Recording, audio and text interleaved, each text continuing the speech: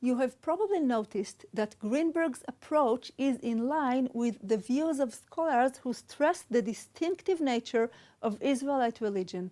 We have discussed this research school in some of the previous units. Greenberg's article, parts of which we read before, was first published in Yechezkel Kaufman's Jubilee volume. You probably remember that Kaufman was one of the leaders of the research school under discussion. Greenberg himself noted at the beginning of the article.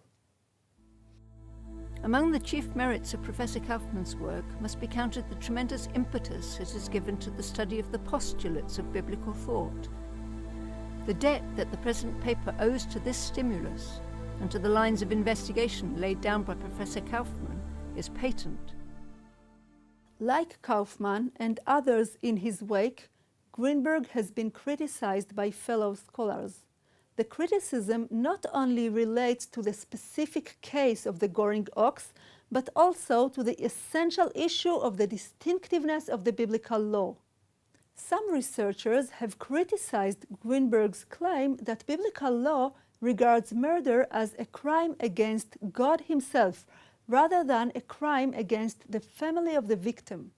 They claim that this idea is incompatible with the biblical concept of the blood avenger. The blood avenger appears several times in the Bible in connection with homicide. He is considered the representative of the victim's family.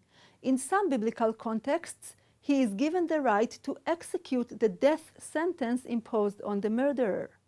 This indicates that biblical law views murder, at least to a certain degree, as a private matter between the murderer and the victim's family. Greenberg also claimed that Mesopotamian law never considers murder a sin against the gods. This argument has been disputed too. Some scholars claim that Greenberg's database is too limited and that he should have included not only law codes but also Mesopotamian religious texts, such as the praise hymns for the gods.